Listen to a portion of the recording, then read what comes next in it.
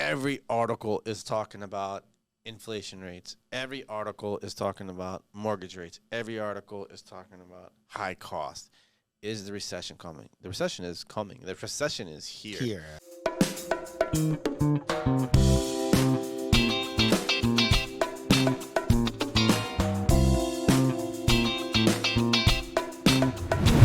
Welcome back to the program. I'm David Maggard. This is Let's Talk Real Estate. I'm here with my buddy Ralph Pena. What's going on, everyone? Managing Director of Collier's Valuation and Advisory Services here in Miami. We're going to talk a little real estate with you, some articles popping up on our radar, and let's start this off. Mr. Pena, what do you think? Can Miami make the movement? Real estate is hot. Unemployment is just 3%.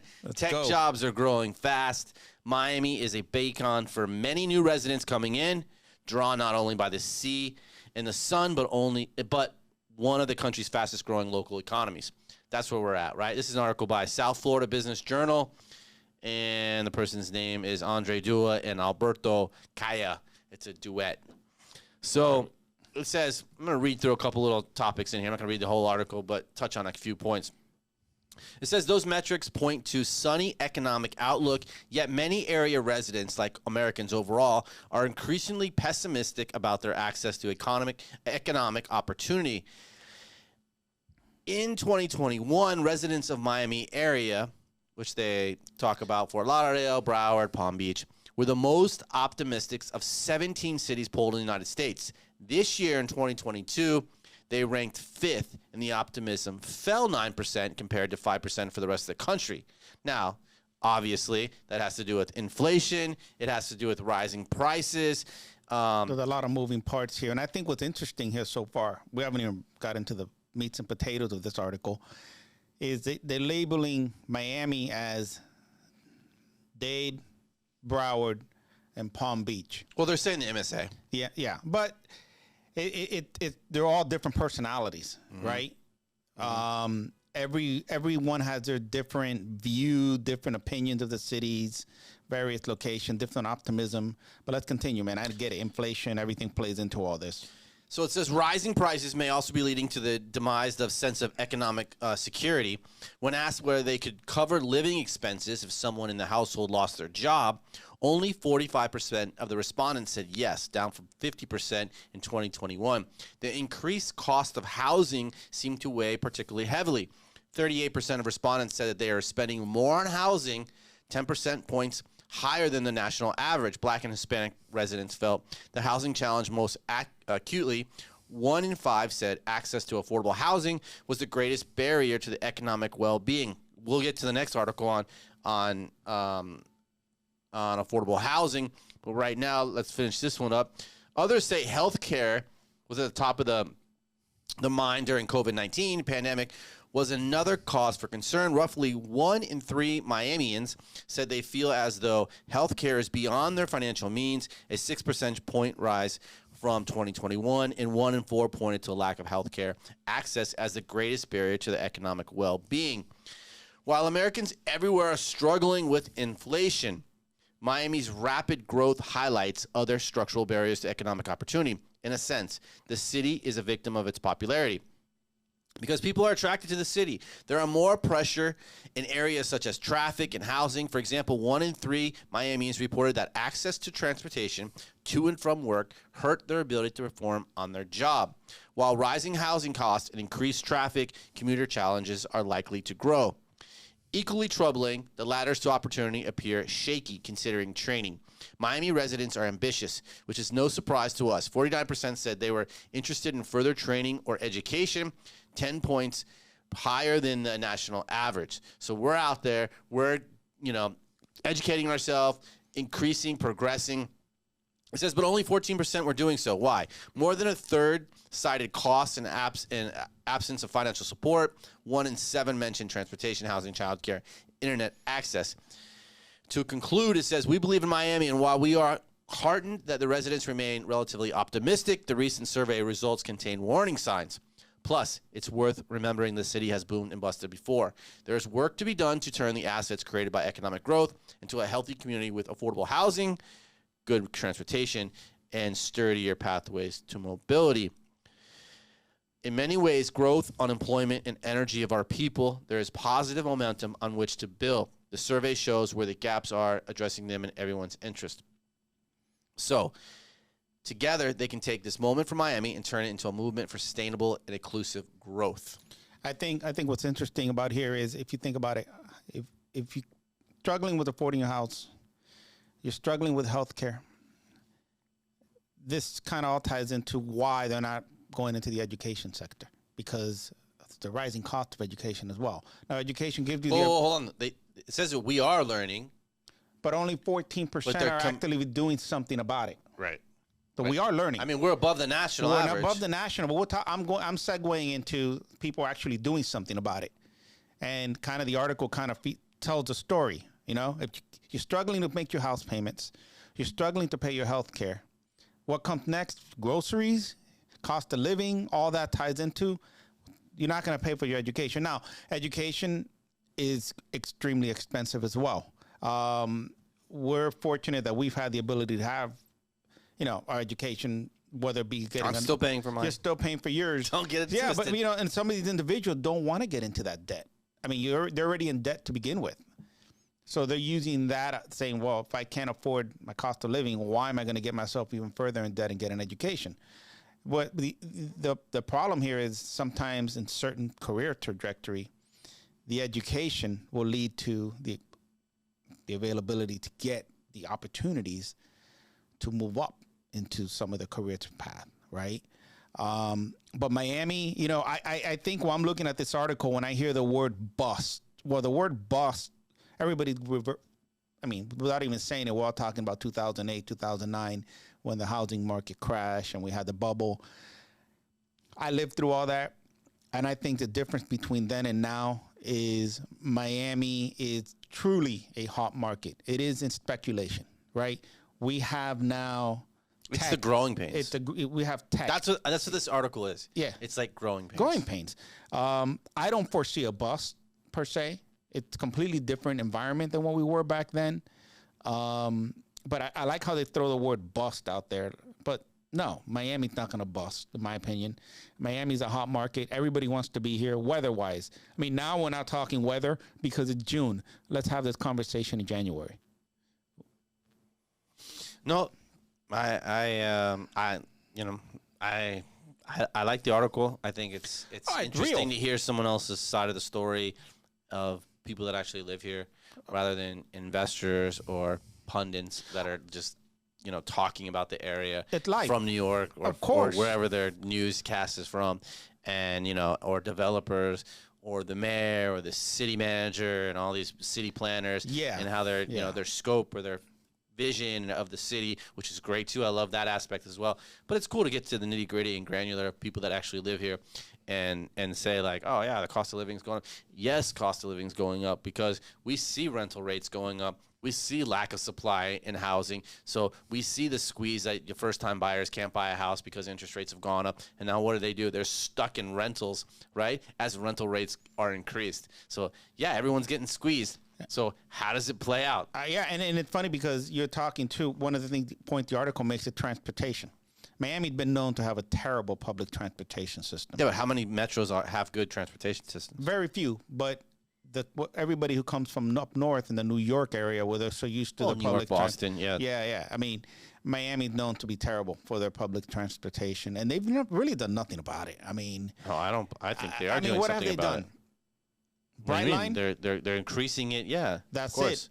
Brightline to me, the only thing. No, not Brightline. Like Brightline connect Fort Lauderdale, we just connected. Palm Beach. No, we just connect the people mover to the airport. That took years and years of lobbying. How can you build a metro rail and never have connected to the airport. That's the Because dumbest thing they ever did when they designed the metro rail back in the day. You have to understand that becomes with the money and lobbying from the taxi cab drivers. That had nothing to do with we're not going to build it there. That has to do with lobbying and other money being forced into the system of saying we don't want it there because we want the taxi cabs to go there and pick the people up. Of course. But now there's another option where people can get on a train and scoot right over here to downtown, scoot down to Brickell, and they don't have to take the taxi cab. And now when you had Uber and Lyft come into play as well, it was a big disruptor, right? I would agree. So we still don't have a train to the beach.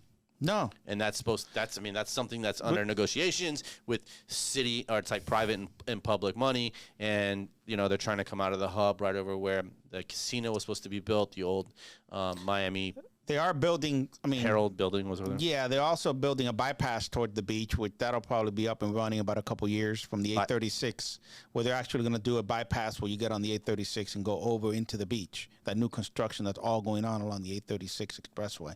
That's going to help as well. But we're talking that. What do you mean? Yeah, they're actually going to, the 836 is expanding right now. They're going to actually do a double decker. And they're actually going to do a bypass that's going to go from the 836 expressway over to the beach. We're going to go over the whole, you're bypassing all the traffic going into downtown Miami, like how it is right now. But back to, where did you read this? Tourist, that was the Herald a while back, but that's a tourist. They should build a road that bypasses, like, where 95 ends? Yeah, but that benefits You know where tourists. 95 ends? It shouldn't end. It should go. Oh, you're talking about above. on the US one It should go above US 1 and goes all the way out. Yeah, that's never going to happen. to the Keys. Well, that's what. I would agree, but that's never going to happen. That would be that's a way better thing than taking the 836 to the beach. But that's more of a tourist. We're talking here. Well, that's tourist. What's tourist? This whole bypass thing. That's not. I mean, of the individual. Why is it tourist coming from 836 west? The airport. Oh, okay. The airport. That's why. Okay. So we're talking about housing, right? We're talking about affordable housing. So how Rigor, a construction finance startup, plans to combat the affordable housing crisis. What's this from? This is from Miami. I know. What is a way to bring down cost of housing? Make it easier for business to build homes. Miami-based startup Rigor plans to do with the help of blockchain technology. Oh, cool. The company, a decentralized finance platform for construction lending and payments, secured $3.5 million in seed capital in a financing round supported by investors. Now, this is pretty cool. Home developers often seek financing for smaller number of specialty lenders, limiting loan volumes. Payment to builders, home contractors, and subcontractors are often delayed. Rigor reports that the professionals wait an average of 80 days to be compensated for their work.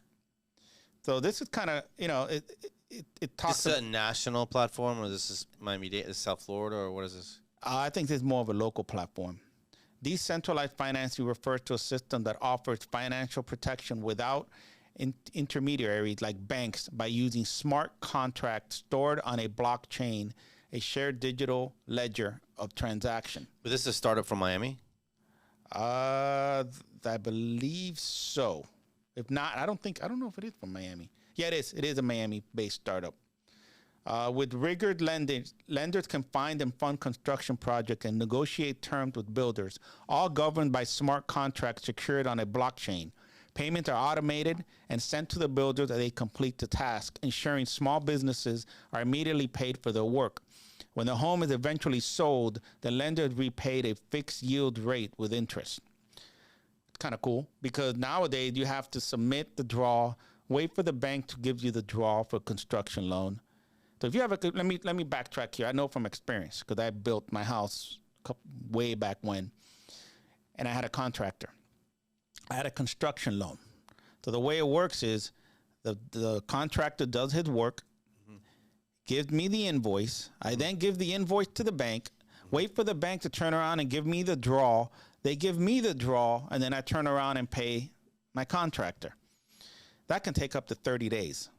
It's not automatic. So this kind of speed things up.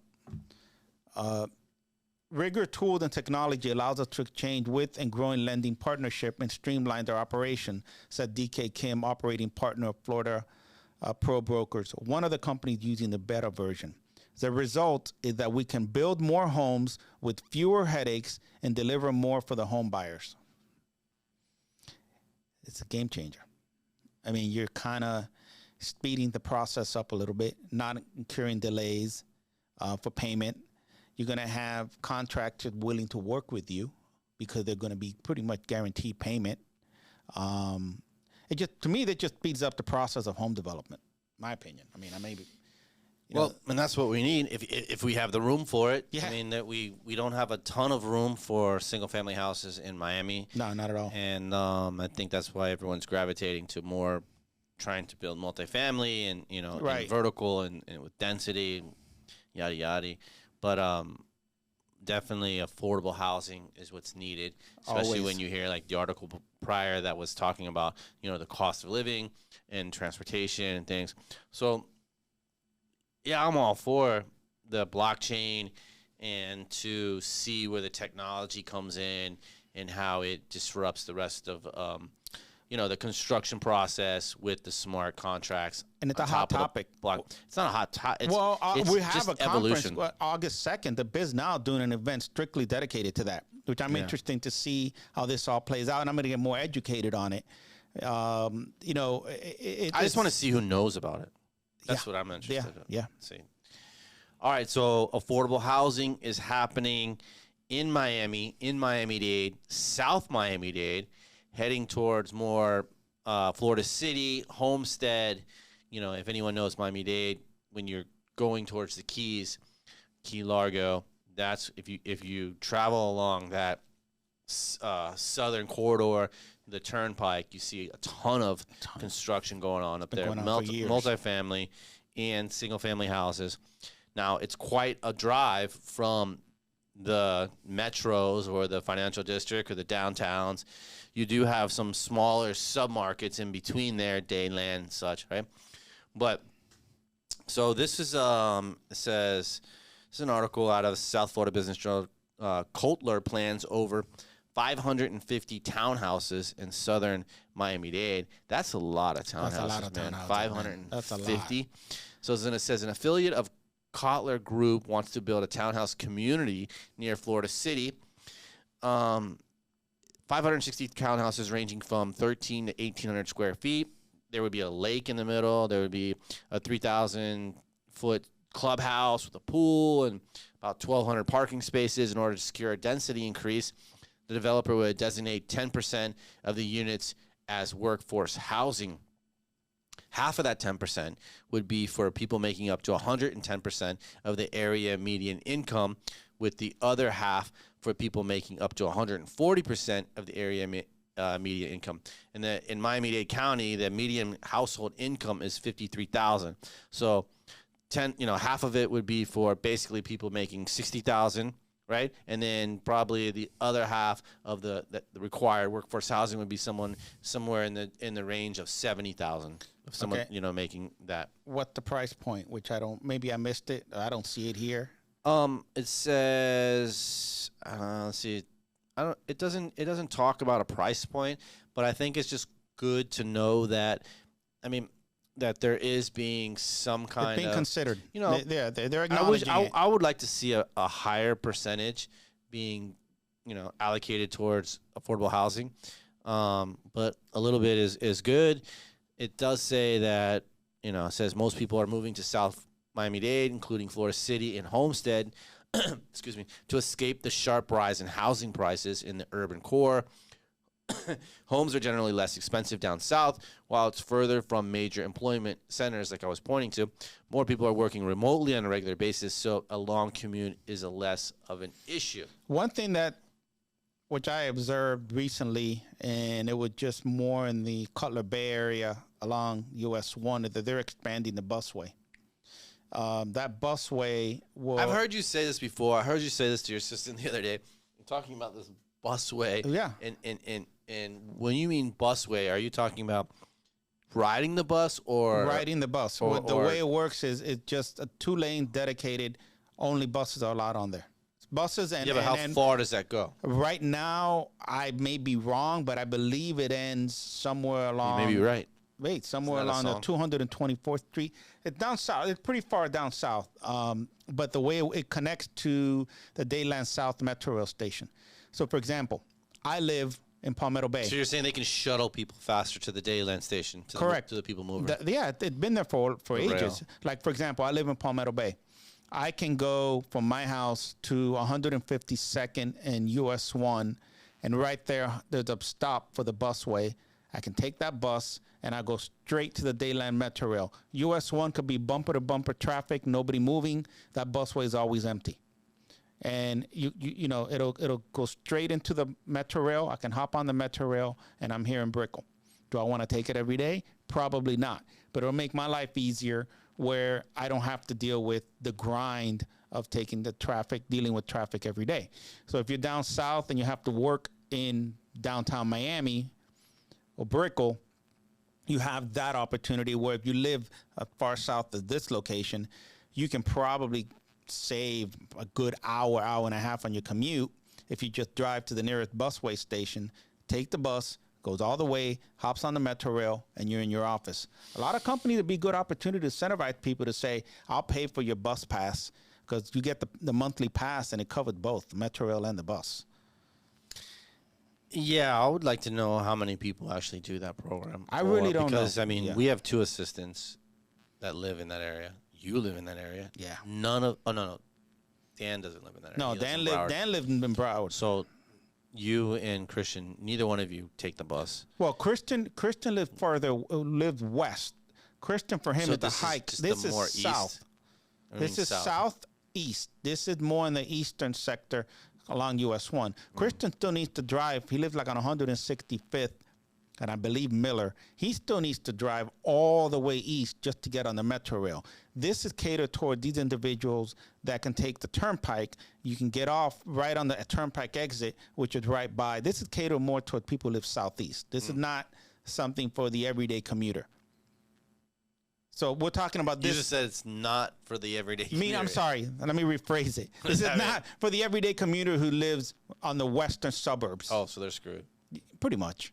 I mean, they're screwed. There's no public transportation, typical Miami on the western sector. There's more in the eastern sector.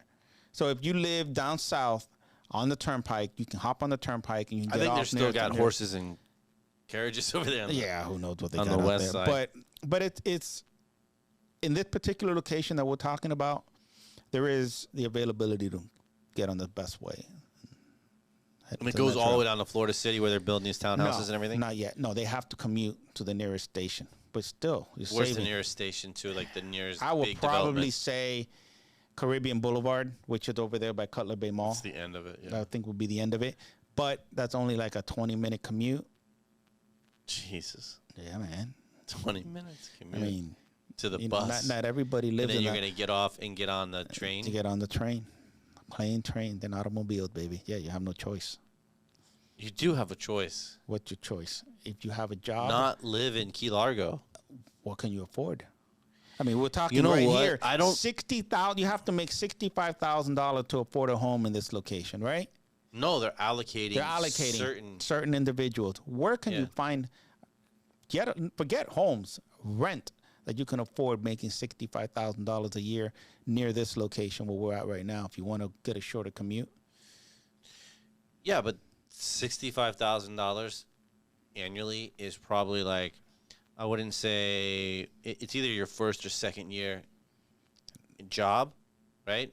And when you're first or second year out of college, you're probably either still sharing. You're probably not sharing a room with a guy. You could be sharing with a roommate with a guy, but you're almost probably sharing a roommate with a girl and splitting it.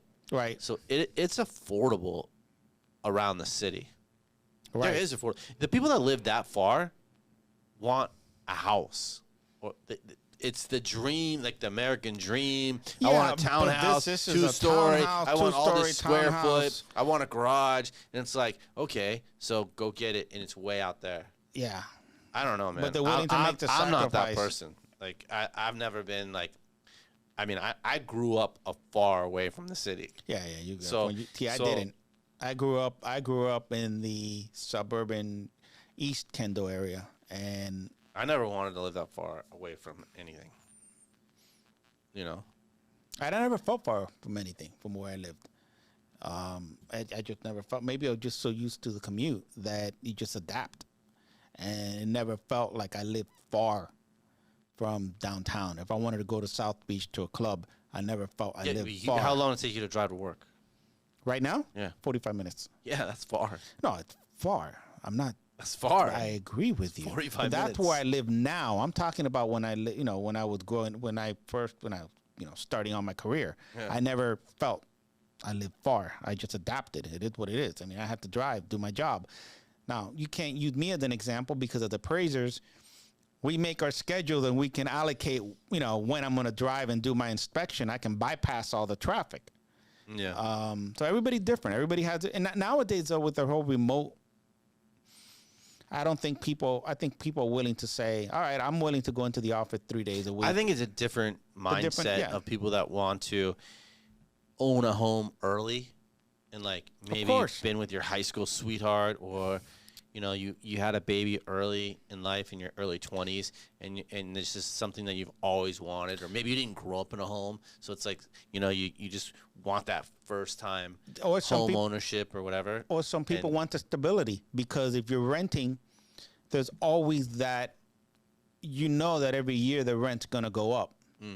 Where if you own a home, you don't have that additional stress or that additional pressure, especially if you're making $65,000 a year.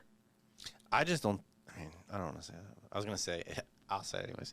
I was gonna say, I don't think if you're making $65,000 a year, you should be buying a house. Now, there's probably a lot of people that probably think opposite of how I'm thinking. If you have two people, a dual household income, that's $130,000. That's two people. Yeah, but yeah, man. On that note. I mean, that's two people, and yeah, I agree. Yeah. That's a lot easier, but, I mean... He just squashed somebody's American dream, bro. Go ahead.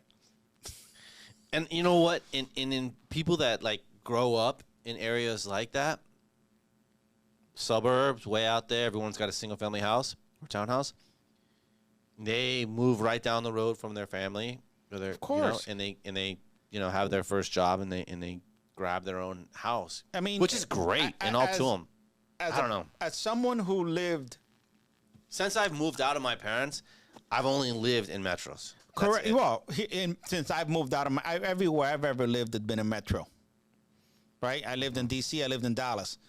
But when you talk about people moving down the street from their parents, well, as someone who lived in another state with an infant, with no help... Yeah, but the first place you moved was down the street with your parents.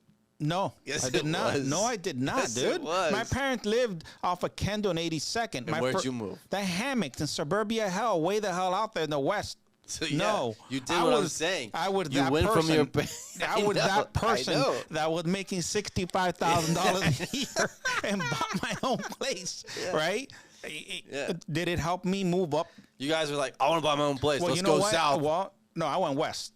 Well, southwest. I went west. No, my first place I ever bought was basically at that time the next street over. You're picking freaking strawberries. All right, I was living in the hammocks in 1998.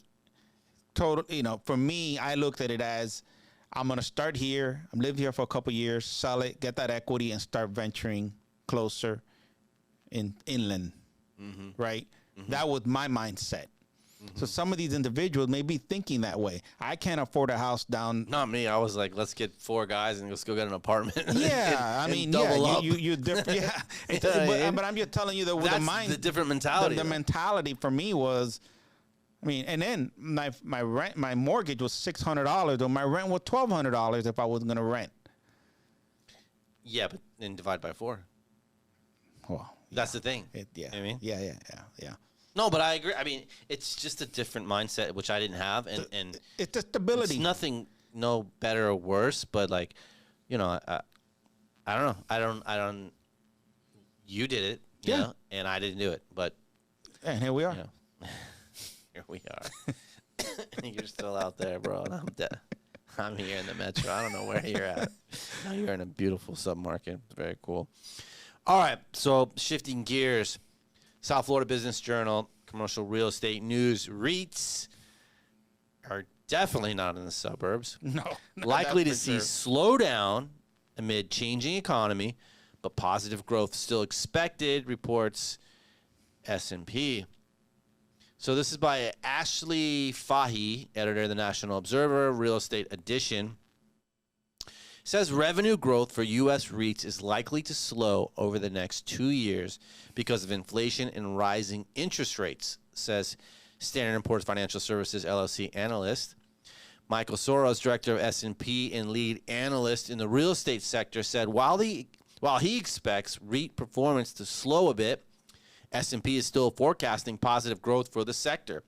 If a recession does take hold, which S&P's economists recently gave a 30% chance of happening within the next year, how REITs performed during the global financial crisis of the late 2000s may give clues about what's ahead. That's what everyone says, right? You got to look back in history to see what's going to happen in the present time.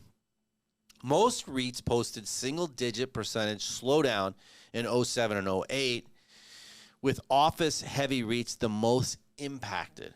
Because of the COVID-19 pandemic, which shook up all commercial real estate sectors to some extent, it's possible REITs are actually better positioned to withstand a downturn now because this is very interesting, because tenant quality has likely improved since the pandemic in sectors like office and retail. The likelihood of a tenant going bankrupt is probably less now than the pandemic. The impact will probably be more muted than the global financial crisis in the terms of rent decline or same-store net operating income. It says an analysis by the business journals of the 180 publicly traded REITs found that median market capitalization of those companies has declined 24% between December 2021 and June 2022. That's still double the median market cap of those same 180 companies in the late March 2020, the start of COVID-19. So we're above where it was in March 2020, even though it's dipped 24%. Well, March 2020 shut down.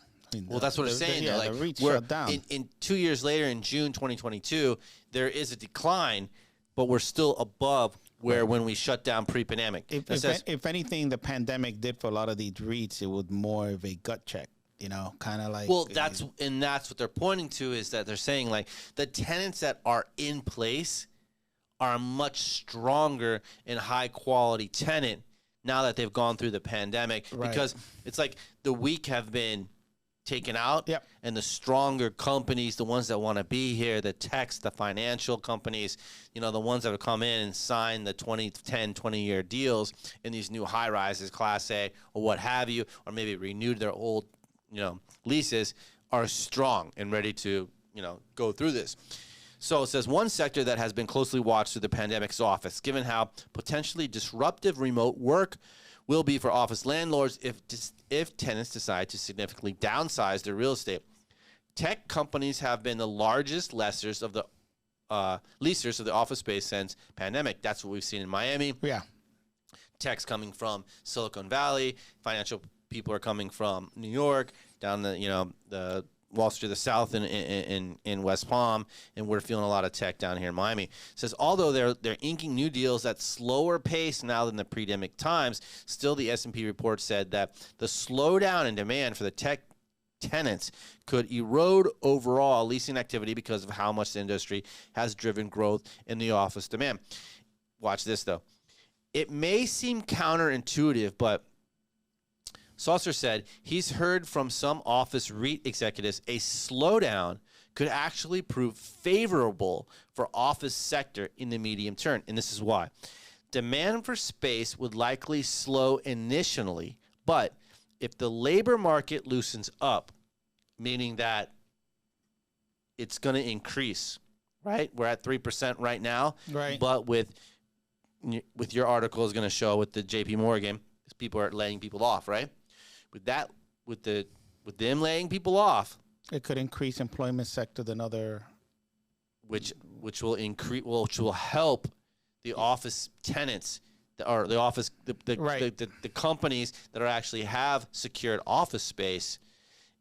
it's going to be, that's why they say it's going to be counterintuitive. Demand for space would likely slow initially, but if labor markets loosen up, that could flip the current dynamic in which office-using employees lobbying for remote work have more leverage over bosses that want them in the office. If the dynamic shifts from the currently competitive labor market to a tougher job market, office REIT executives are hoping for office utilization will tick back up.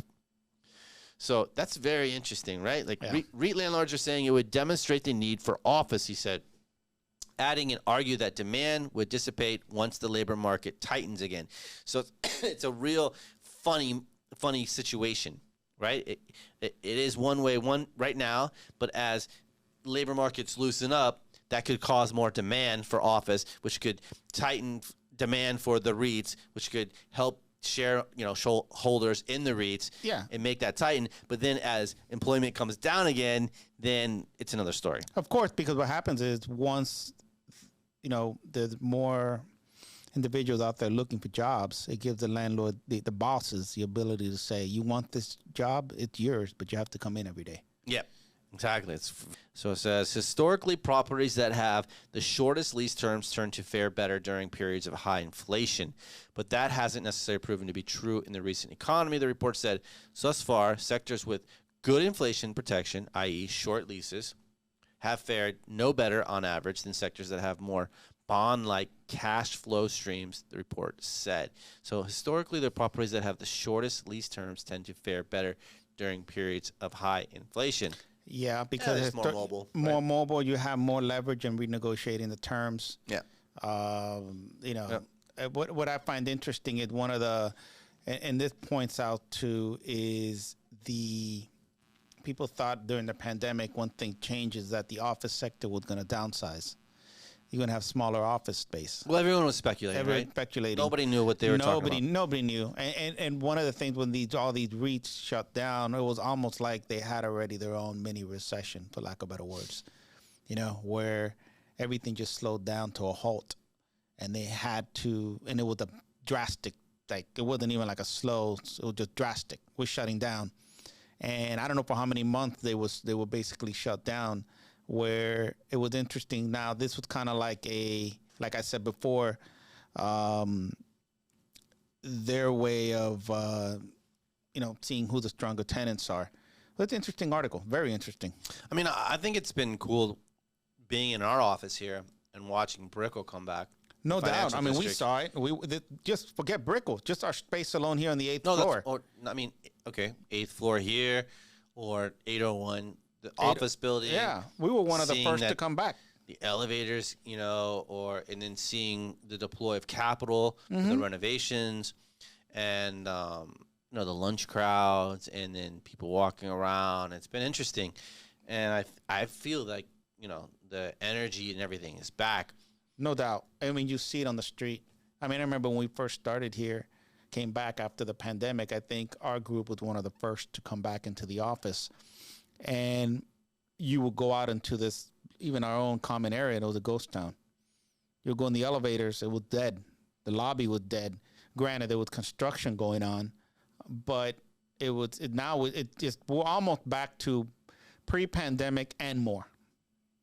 There's more activity. There's way more. Way more. And then even the culture. We've way bypassed pandemic. No doubt. I would agree with you there. Yeah. The Florida, an afterthought. in general, but Miami, yeah, completely has benefited with from COVID-19 and the shutdown, coupled with high state taxes. I mean, the migration that's come here from companies from Silicon, Well, it accelerated the growth of Miami, I think, the pandemic. Yeah, that's what I'm talking about. Yeah. Growth from businesses, growth from population. And, and you're seeing in the first article that we talked about with the high, cost of living that's here, but it's also bringing in businesses that are going to contribute to a higher, base point of employees. Right. Right. So it's, like I said, growing pains, but it's interesting. And I love reading that about the REITs of how whoever, who wrote the article, how they're thinking about the different flip side of it. Who has the leverage now? Right. as in a year ago, the office owners were wondering, you know, are people going to come back? What's the footprint going to be? And now we're sliding into a recession, and they're saying that could actually help the office REITs because of the employment could loosen up and people can hire. Speaking of employment, I mean, no one can hire anyone. So how do you expand your your footprint for your business unless people move here? Yeah. So, but with the recession, people might have to downsize in other things, and other companies can pick that up and add to their footprint and see how it shakes out in 24 months. Well, yeah, because we're talking about employment, right?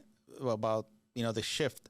This is an article from CNN. I mean, this ties into this last article you were just talking about. J.P. Morgan lays off hundreds of employees in the mortgage division as rates spike. J.P. Morgan Chase is laying off employees this week in response to the spike in mortgage rates that had rocked the housing market, which is funny because we're talking here, rock the housing market, but we were talking in our first article, there's still people buying homes. People are still buying homes. And yeah, but it's go ahead. Our staffing decision this week was a result of the cyclical changes in the mortgage market, JP Morgan said in a statement. Hundreds of JP Morgan employees will be laid off, while hundreds of others will be reassigned. News of the layoff was first reported in Bloomberg. We are able to proactively move many impacted employees to new roles within the firm and are working to help the remaining affected employees find new employment within Chase and externally. The layoff underscores the wide-reaching impact of the Federal Reserve shift to inflation-fighting mode. Mortgage rates are rising at the fastest pace since 1987 as the Fed moved aggressively to tame inflation. Not only is that hurting demand for new mortgage, but it's hitting the lucrative refinancing business too. Refinance is dramatically decreasing. There is not the capacity to support the staffing model. So it's kind of... Yeah, man. It's we're starting to see, a little bit of the, domino effect from the rising rates. Now, this could be the staff that was additional staff that was probably added on when the rates were at their lowest, trying to meet with the demand of refinance. And this is now the opposite effect. How many people did they say? It just says several hundred. And that's out of like multiple offices across the nation, or? My guess, just knowing from what I know, Chase has a huge campus in Texas. They built a huge campus in Dallas. I don't think they're getting rid of anybody in Texas. No, those are the ones that are getting reshuffled. Because they said here, many employees, new roles within the firm are working, and they're also working to find other positions for the remaining. So interesting. Yeah. Interesting. Yeah. Because this is from Realtor.com. And this state says surging mortgage interest rates are slamming the brakes on the housing market. Higher mortgage rates, which climbed past 6% last week, are likely to eventually douse the relentless escalation of home prices, but their most immediate impact will be the force many buyers to put their dreams on hold as the cost of home ownership slips out of the financial reach. It says whenever you get mortgage rates moving up that fast, it's just a shock to the system. It's almost paralyzing potential home buyers, said Rick Palacios, director of research at John Burns Real Estate. They have to reset things so fast. Do they want to buy? Can they buy? Since the start of COVID-19 pandemic, buyers have struggled to keep up with the double-digit home price increases and out-of-control bidding wars. Now, rents are also making substantial leaps. Inflation stubbornly persists. Gas prices are high. The stock and the crypto markets are taking a beating. And the prospect of another recession is looking increasingly likely. And it says, and the housing market is feeling the burn. Fewer buyers are submitting mortgage applications, about 15.6 less than a year ago, according to Mortgage Bankers Associate data. The number of home sales has been falling since February, according to the National Association of Realtors. Builders are also signaling that they are nervous about the economy and are slowing down new home construction. The number of housing starts dropped 14.4% from April to May, according to government data. The declines for single-family starts and declines for home builders sentiment are clearly flashing recession warnings. That's said by Rob Diaz, chief economist of National Association of Home Builders. Housing is a leading sector of the economy. It will typically decline before the rest of the economy, and we're seeing the evidence of that now, says Diaz, but it's going to be the first one to show weakness, and it's going to be the first sector to show a rebound. And with the U.S. Federal Reserve expected to continue hiking its short-term interest rates in the quest to tame inflation, and mortgage rates aren't expected to go back to 3%, like they were, the time last year.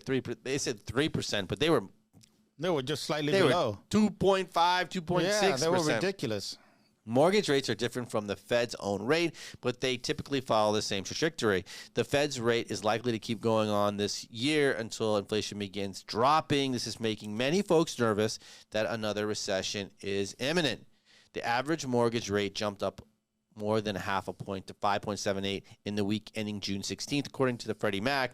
However, this was an average of rates through the week. In the past few weeks, lenders were offering rates above 6% for these 30-year fixed-rate loans.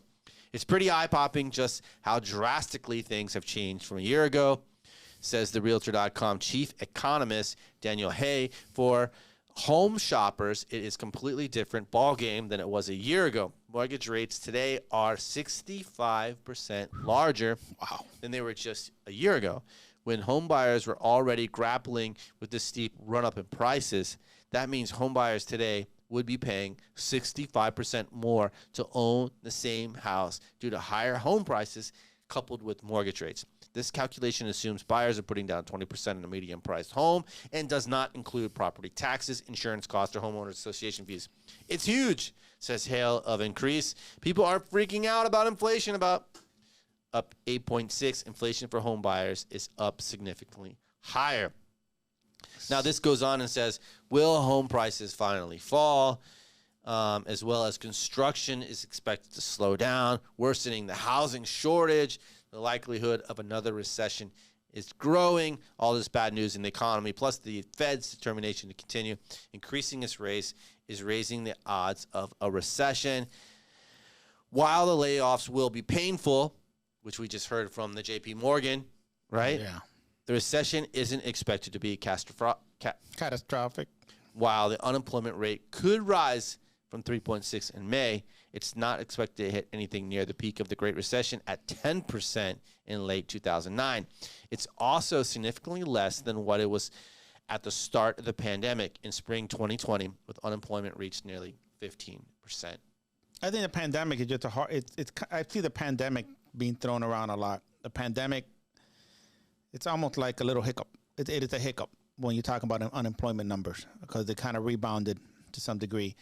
But when I see this eye-popping number of 65%, if this is 65% with 20% with somebody putting 20% down, I think this number is higher. Why? Most home buyers do not put 20% down. They got 3% first-time home buyer, 5%. I agree. So this number could be closer to 70%. Oh, yeah, easily. Yeah. It's kind of crazy when you think about it just a year ago. It's really like 6 months ago. They keep saying a year ago. Well, yeah, you're right. 6 months ago. Because what were they 6 months ago? You know better than I do. 2.65 in January. Yeah. I mean, that's insane. So every article is talking about inflation rates. Every article is talking about mortgage rates. Every article is talking about high cost. Is the recession coming? The recession is coming. The recession is here. And people need to, They don't like to throw that word around. Because the minute you start throwing that word around out in the media, what happened to the stock market? It's already crashed. It'll get even worse if you start throwing that word around. But it's already. Yeah, but the hit is a lot softer if you say there could be a recession. There might be a recession in the horizon. Now, if you turn around and say we're in a recession, it's a major hit. Yeah, but people are. I mean, the people people in the know already know that. I agree with you. I agree.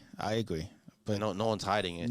It's almost like the common folk that just keep spending, and then they're like, "Oh, what happened?" Like when you see. I mean, everything's more expensive. Everything. You can't buy a car right now. Gas is ridiculous. And, you know, people are being squeezed out of buying a house. So, and your rent is high. Yeah. I mean, it's really interesting for these guys who are multifamily investors. That's what I keep thinking about.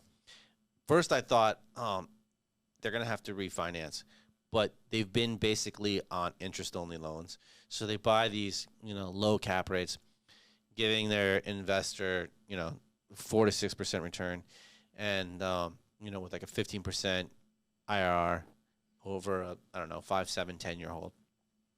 And then I thought, oh, they're gonna get smashed when they have to refinance. But then they're probably just gonna refinance on an interest-only loan as well. I don't know how much the capital will get dried up, but I think probably like this is the Class A office stuff that they're gonna loan on as well, and they're probably just gonna get that IO again. You know, whether it be 3 years or. But the bump in rent offset the bump in interest. Well, that's the whole thing. So then I thought, like, okay, so they had this such a robust bump in rent with the 20% coming out of the pandemic. You know, with that pent up demand. So then they bumped it, right? And then people were going crazy with buying houses. I mean, the last 12 months, people were going crazy, right? Yeah. Interest rates were still low, and then as people the demand kept going up, for supply kept going down. There wasn't enough supply. People were overbidding. And as people were overbidding for these single family houses or townhouses or what have you, condos, interest rates started creeping up, right? Inflation started creeping up because of all the other money that the feds had put out there for all this PPP, loans and helping people through the pandemic. Well, that just, infiltrated the whole monetary system. Yeah. And inflation just started creeping, right? So as house assets kept going up, housing kept going up, interest rates started to come up as well, and it started just squeezing people, right? So as people got squeezed and they weren't able to buy anything, what happened to them? They still ended up going and having to rent in these multifamily things. So as I thought, as multifamily's been hot for years now, right? And then it came out as in like crowdfunding, syndication, and these people were just getting rich, right? There's certain people out there right now that are getting ridiculously no doubt the rich. return they're getting on their investment is nuts. And I thought like, oh, is this gonna like change? And it's not, and it's only benefiting them as the squeezing the home buyer, and as the the inflation rates go up and the prices go up and the inventory is low, that people can't buy and they have to rent. So if they have to rent, supply and demand, they're going to put the squeeze.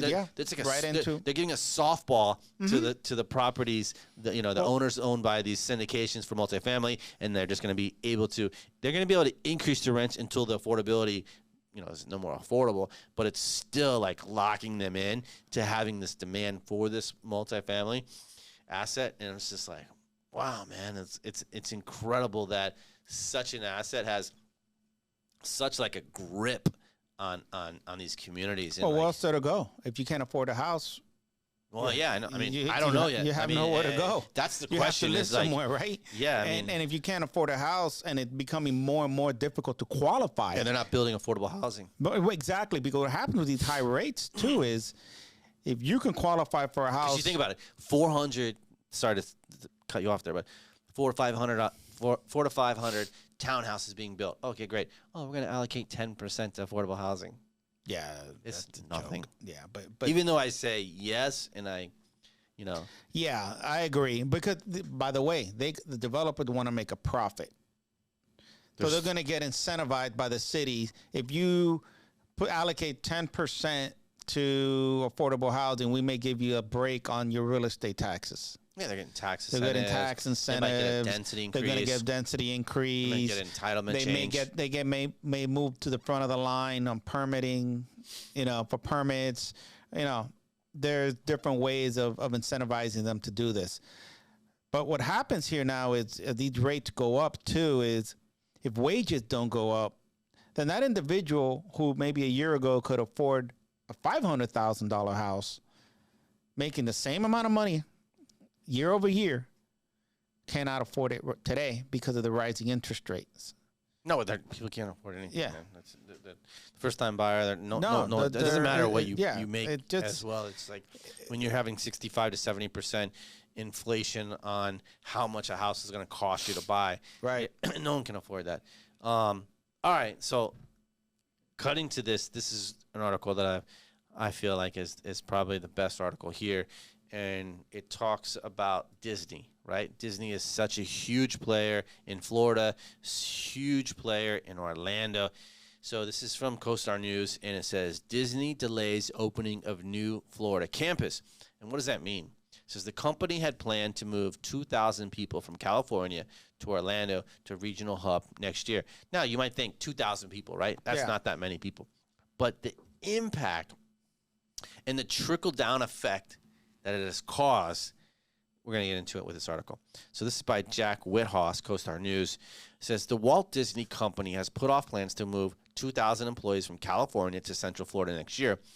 The move, which has been delayed until 2026, is expected to slow the development pipeline in Orlando's Lake Nona master plan development, where Disney announced last year it would be building a regional hub and where several commercial and residential projects catering to the area's anticipated growth are already underway. So developers are already there, bought land, going vertical, building, because of, I guarantee you, whatever Disney came out in the public and said, now Disney's pulling back. Why are they pulling back? Let's get in. It says Disney has said its decision was in no way influenced by its recent dispute with Florida Governor Ron DeSantis over a special tax districts in the state, but is rather about providing its California employees a wider window to relocate to a project that won't be completed for another 4 years, according to the Los Angeles Times. That's Interesting. Yeah, very. You know what's surprising me just reading this article, and we're not even halfway through it, is for those of you who don't know, Disney, when they first back in the 60s started buying property, they never said they were Disney. They would put shell companies. Yeah.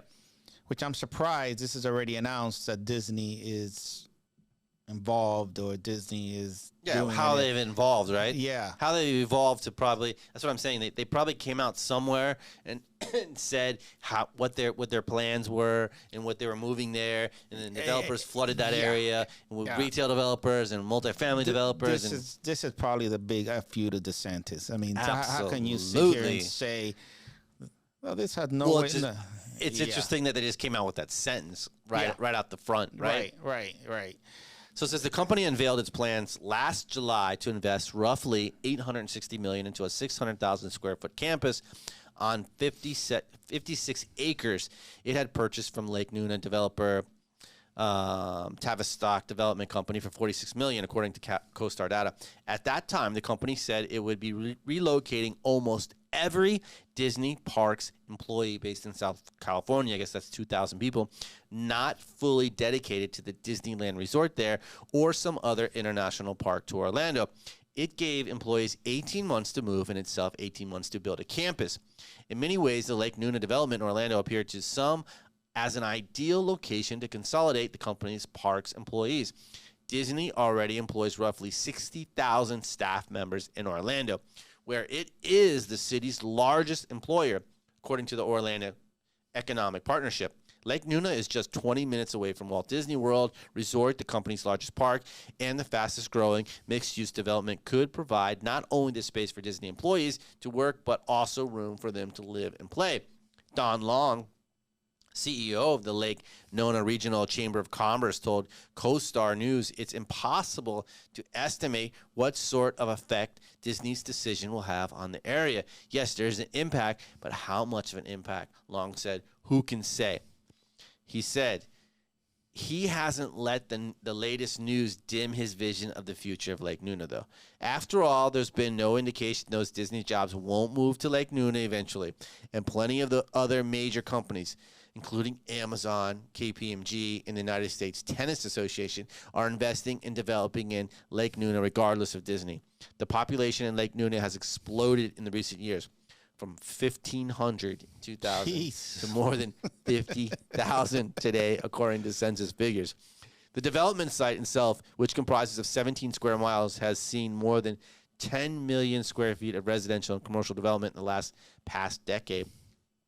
And construction has hasn't stopped. Today, there are roughly 500,000 square feet of office space under construction, up 502% over the year. Nearly 2,000 apartments underway, up 75% year over year. 2.4 million square feet of industrial space is being built, 171% year over year, according to CoStar. Lake Nuna's current apartment construction is a 34% increase in total inventory, showing how much demand has been generated from job growth. Some commercial projects in the planning process around Nuna may be delayed after Disney's decision. Retail. That's the one that comes to mind. The construction project going to be delayed. You're banking of the retail on this brand new development coming into play. I mean, when you think about it, $860 million development.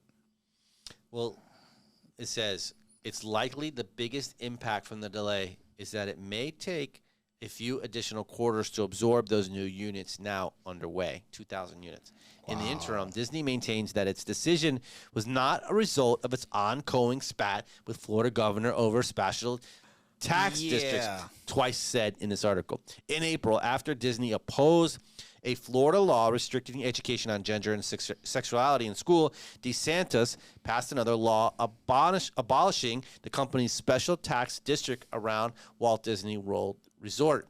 The district had effectively turned the area around the resort into an autonomous zone, granting Disney the privileges of a local government, including emergency response services, road maintenance, waste collection, and electricity, while also letting Disney expedite building four theme parks, 67 miles of waterways, 175 miles of roads, and more than 40,000 hotel rooms. Wow. The bill has been called catastrophic to the counties and localities that now must absorb the cost that Disney has been fronting. It also has had unrelated casualties, including 5 other special tax districts across the state that are in no way affiliated with Disney. This seems like a big middle finger to you, a big middle finger back to you. We're not doing this. We're going to do this. Yeah. They both need each other. Of course they do.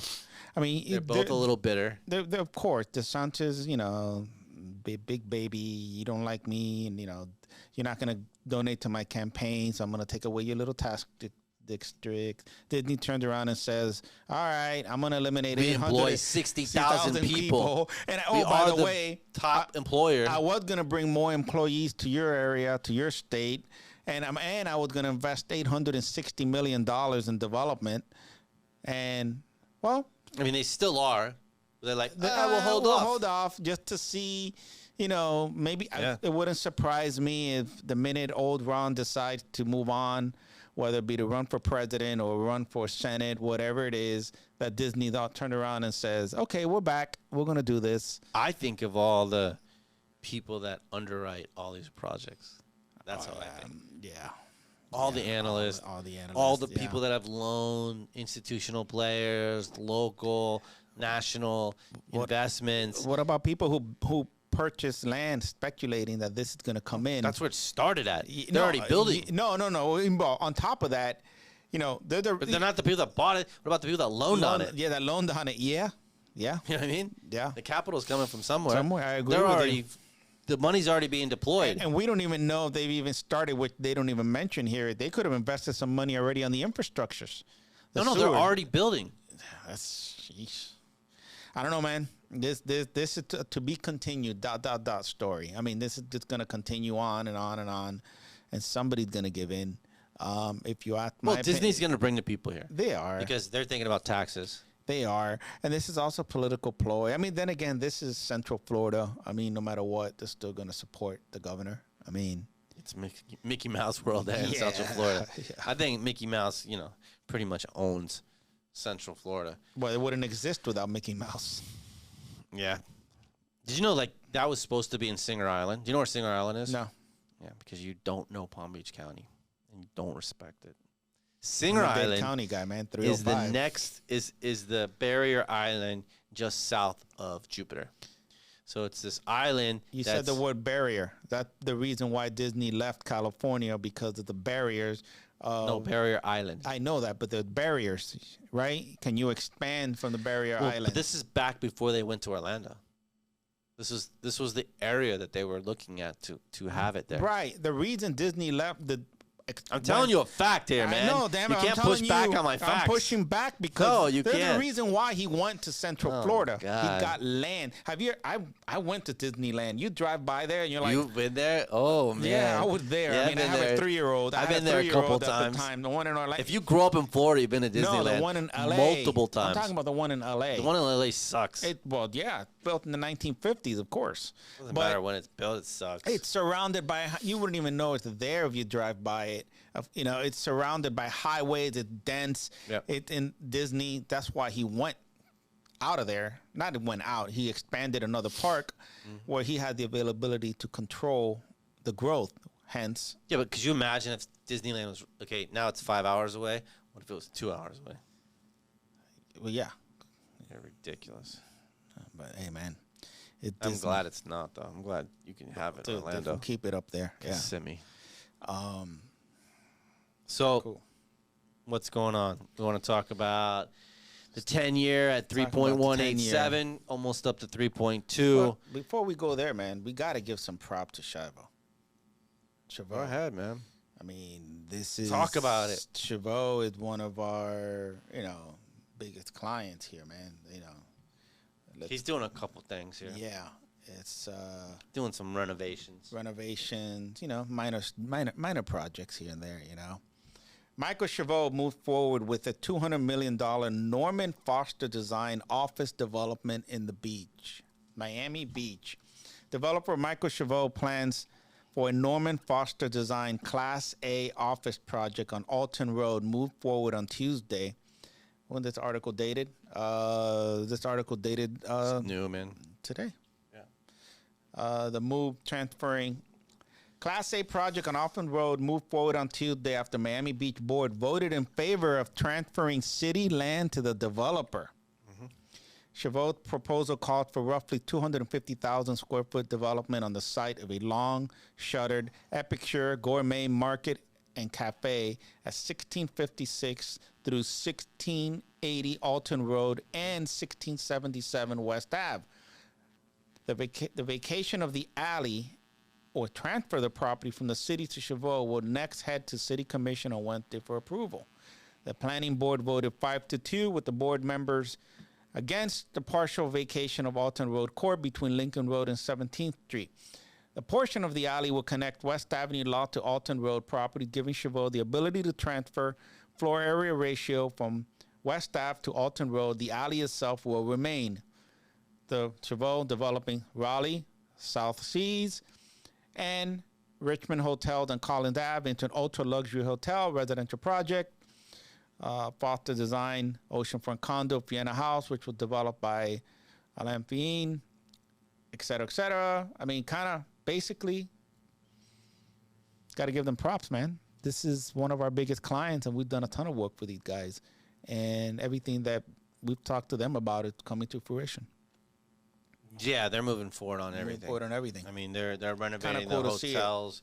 They're bringing, residential condominiums on that part of the beach there. They're also now, going down to Lincoln with this Alton office multi development is going to happen with retail and multi-development, and they may have some residential on top. They're taking away some air rights from the alley. We've worked on all of that stuff, all those works with them. Which is kind of cool to see it here all going on. I mean, they paid $39.3 million for the properties earlier this month. Ace Hardware going to stay there. I mean, just for a little bit. And just live it out because they own. I mean, and it's kind of cool to you also seeing there other developers are bullish on building office in South Beach, hoping to attract tech and finance firms relocating or expanding to South Beach. No secret, you and I have talked about it. Not only have we talked about it, we've worked on it. Well, yeah, the city's giving up actually the rights to build over their parking structure. So Related Group or even the mayor, the ex-mayor Levine, and I think who's the other partner? it fails me right now. But I mean, yeah, this is a hot commodity on Miami Beach. The land is scarce, so they're all, actually looking at already built parking structures and what can we build over it? How much can we, if it's a 3-story parking structure, can we add another 3 stories to it? That's what everyone is rallying around, and then Shovo just comes in here and takes over almost the whole block. Yeah, and gonna demolish it and build some Class A office with some high paying rents. That's at $100 a square foot, triple net. So yeah, man, they're doing their thing. Plus, they're gonna have the beautiful places along the beach. So we love working with Shovu, and we hope them the best with their developments. Yeah, absolutely. So let's finish this up with some little bit of data for today, Wednesday, June 22nd. The average 30-year fixed mortgage rate is 6%, an increase of 7 basis points over last week. If you're looking to refinance your current mortgage, the national average 30-year refinance rate is 6%, up 1 basis point over the last 7 days. Meanwhile, the national average 15-year fixed refinance rate is 5.28, up 15 basis points since the last week. So that's it. That's Let's Talk Real Estate this week. I'm David Maggard. That's been Ralph Pena. There you go. There's Ralph. Here I am. If you like the content, please go to the YouTube channel, hit subscribe, hit the bell so you can see when we're up and giving out new clips and what have you. And we'll bring you some new content next week. Ralph Pena. See you tomorrow. Peace out.